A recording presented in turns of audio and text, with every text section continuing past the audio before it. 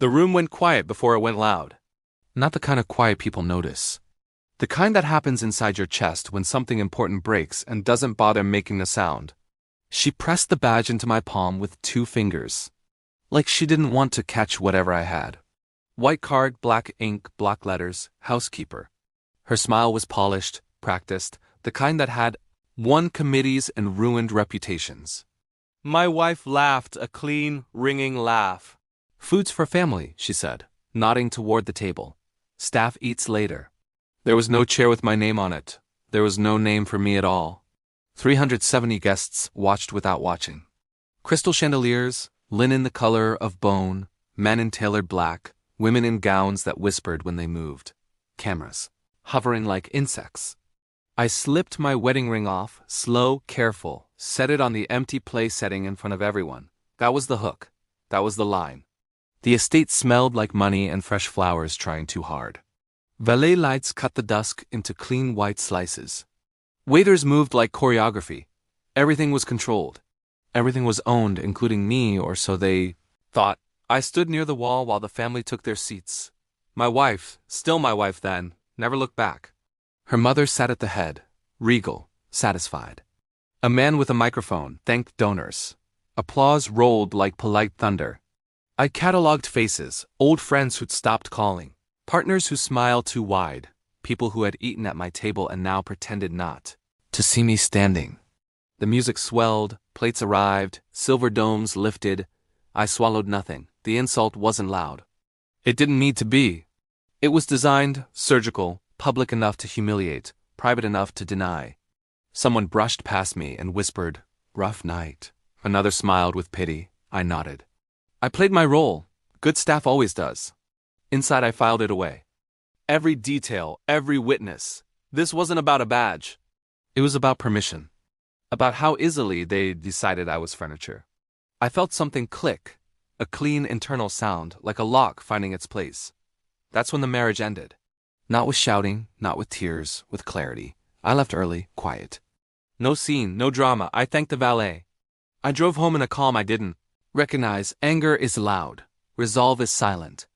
I sat at my desk and opened my laptop. I didn't pace. I didn't drink. I didn't call anyone. I audited. I had built their comfort the way you build a system. Slowly, invisibly. Trust layered on trust. Accounts I managed. Shell companies I structured. Contracts I negotiated. Insurance policies I optimized. Debts I quietly erased.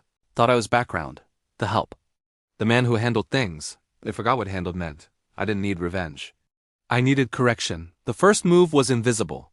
I resigned from 3 boards. Schedules froze. My wife called. Sweet at first, then sharp. What's going on? I let the silence stretch.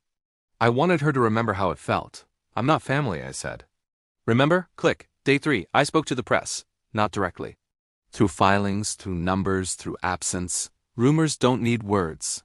They need gaps. An acquisition stalled. A loan covenanted. A donor backed out, citing uncertainty. The mother called me herself. Her voice was steel wrapped in silk. This is inappropriate. I smiled at the phone. She could hear it. They always can. I was just housekeeping, I said, tidying up. She hung up. The party invitation stopped.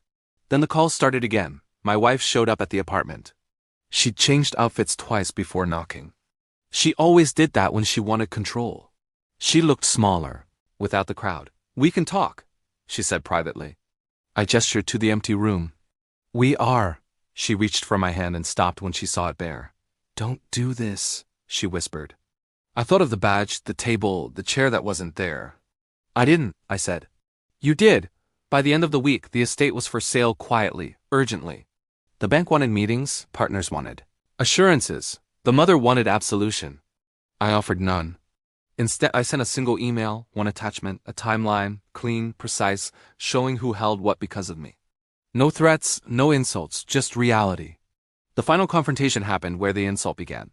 Another event, smaller, desperate, no cameras, fewer smiles. They gave me a seat this time, front row.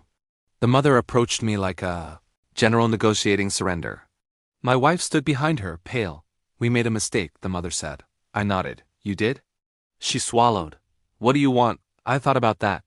Truly considered it. Respect, I said. But it's too late to give it, so I'll settle for consequence. I stood. The room leaned toward me. I won't ruin you, I continued. You'll do that yourselves. I'm just not stopping it anymore. My wife started to cry. Real tears this time, not decorative. I picked up my coat. As I passed the table, I noticed a name badge left behind. Blank. I didn't take it. People think revenge is loud, explosive, bloody. They're wrong. The best revenge is administrative, irreversible, and boring to anyone not living inside it. I walked out into the night feeling lighter than I had in years. I didn't raise my voice, I didn't beg. I didn't break anything that wasn't already cracked. They tried to put me in my place. I built the place. Then I left them in.